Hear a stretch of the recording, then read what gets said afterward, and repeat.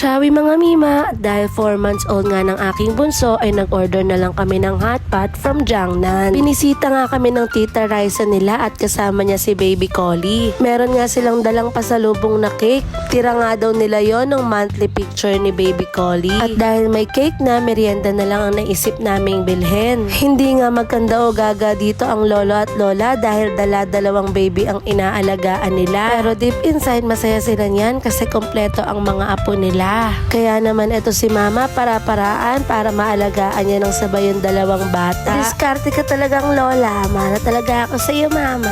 Bukod nga sa dalang cake ng tita Raisa nila ay may dala-dala din siyang Japanese sweet potato. Kaya naman agad-agad naming niluto ito sa air fryer. Sabi kasi nila dito daw namin lutuin para mas maging matamis. Kakaiba nga talaga siya kaysa sa kamote natin kasi ito tingnan nyo nagkakaramelize yung laman niya. Wala nga kaming nilagay dyan na kahit na ano. Tapos yung loob niya buhaghag at kulay orange. Natakam na nga ako kaya nga tinikman ko na kagad. Opak, unang kagat, napaso agad. Charot, mainit pa nga ito pero dahil nagugutom na ako ay tinikman ko na at sobrang tamis ng laman niya. Para na nga siyang candy sa sobrang tamis as in ganun ka-OA. Sa sobrang sarap di ko na nga napigilang kumagat ulit kahit sobrang init pa. Maya-maya ay dumating na nga ang order namin from Jiangnan. Pwede nyo nga itong ma-order sa mismong page nila kaso wala silang delivery.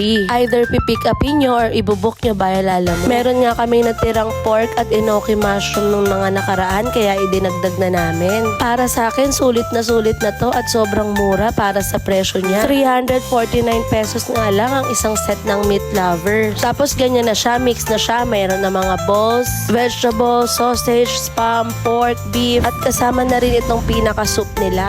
Meron din nga pala silang available na combination set meal like yung meron ng kasamang seafood. Pero ang madalas ko lang ino-order ay itong meat lover set. Sobrang nasarapan nga ako dito sa Jiangnan nung nakakain ako sa mismong restaurant nila. Kaso sobrang mahal, mabuti na lang meron silang available na ganito for take out. May iba't ibang flavors nga rin yung mga soup nila. Merong clear soup, merong mad spicy, merong red oil soup, basta maraming choices. Tapos may kasama na nga rin pala tong noodles at sauce na sobrang sarap. Naayos at pinaghiwalay-hiwalay ko nga lang ay ang mga meat at balls, pati yung mga gulay para maganda naman sa picture. Sobrang sarap talaga nito guys, as in worth the price. Kung ayaw nyo na maanghang, pwedeng clear soup lang ang orderin nyo. 700 pesos nga lang ang nagastos namin dito, kasya na sa 6 to 7 packs. Gusto nyo ngang matikman at subukang umorder, comment lang kayo dyan. I promise you guys, sobrang sarap neto. Kaya naman kainan na, Jiangnan baka naman. Charot! Thank you for watching guys, bye!